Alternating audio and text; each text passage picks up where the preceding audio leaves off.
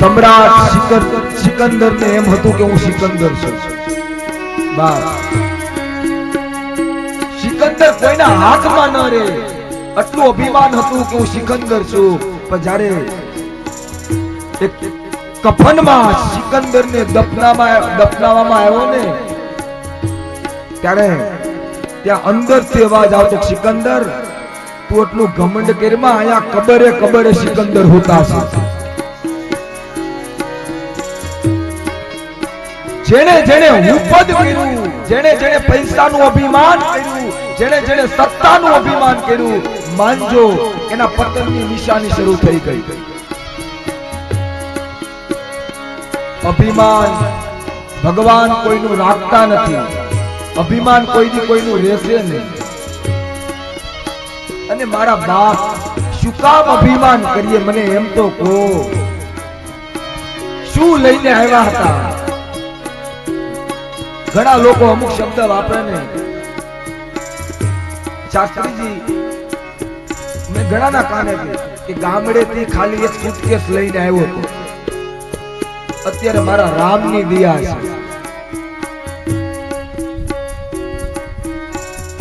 શું લઈને આવ્યા હતા બાપ આપણે? મારા વાલા, બાળક જન્મે ને ત્યારે જોજો એનો વજન કેટલો હોય, 2.5 કિલો, 3 કિલો, 3.5 કિલો કે નહીં. એ 3.5 કિલો નું બાળક જન્મે ને ઈનો ઈ માણસ પાછો મરી જાય ને પછી જ્યારે એને અગ્નિ સંસ્કાર આપવામાં આવે, એનું શરીર બળીને ભસ્મ થાય ને ત્યારે છેલ્લે એની રાખ થાય ને, એ રાખનું વજન જોજો, જેટલા જન્મ સમયે વજન હોય ને એટલું જ વજન રાખનું હોય. કાઈ લઈને આવ્યા નથી, કાઈ લઈને જવાના નથી, તો આપણે ઘમંડ કઈ બાબતમાં કરીએ મને ઈ ખબર નથી પડતી બાપ. છઠ્ઠી ના દિવસે માણસ પેલું કપડું પહેરે ને, પોતાનો પરિવાર છઠ્ઠી ના દિવસે જ્યારે કપડું પહેરાવે ને, કઈ બજારમાં ખીચા વાળું કપડું આપજો એમ ન કે. બાળકને પેલું વેલું છઠ્ઠિયું એટલે કે કપડું પહેરાવે, એમાં ખીચો હોય કે ન હોય? ન હોય. અને જ્યારે માણસ મરે અને જ્યારે કફન ઓઢાડવામાં આવે ત્યારે એવું સાંભળ્યું કે કફન દરજી પાસે લઈ ગયા, એમાં એક ખીચું મુકાયું, 10,000 નું બંડલ મુકાયું અને પછી કફનની ઉપર ઓઢાડ્યું નહીં બા. છઠિયાના કપડામાં ખીચું નથી હોતું, કફનમાં ખીચું. અરે મને કવિ બેફામની શાયરી યાદ આવે. બેફામ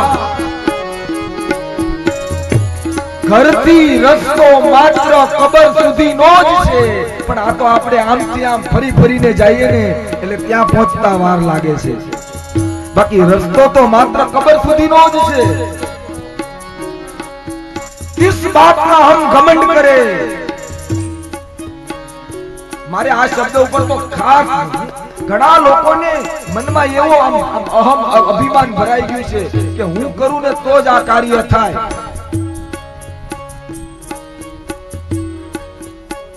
એ મારા બાપ નરસિંહ મહેતાના બાપનું શ્રાદ્ધ કરવું હતું ને ત્યારે ગામવાળાએ એટલી બધી ઠેકડી ઉડાડી હતી કે નરસિંહ આખી નાગરની નાત જમાડવી પડે. નરસિંહ મહેતાના શરીર ઉપર પહેરવા કપડું નહોતું. નરસિંહ મહેતાએ કીધું હતું કે એમાં શું મારા બાપ આખી નાગરોની નાત જમાડશું. અને નરસિંહે ઘેરે આવી અને ભગવાનની મૂર્તિ આગળ 2 આંવડા પાડીને એટલું કીધું, બાપ કે મારે આખી નાગરની નાત જમાડવી છે, મારી ઇજ્જત તારે રાખવાની છે. ઇજ્જત વધે તોય તારી ઉપર, ઇજ્જત ઘટે તોય તારી ઉપર, તારે જે કરવું હોય તું કરજે.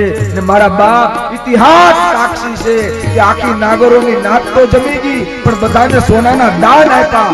આ કોણ કરી ગયું?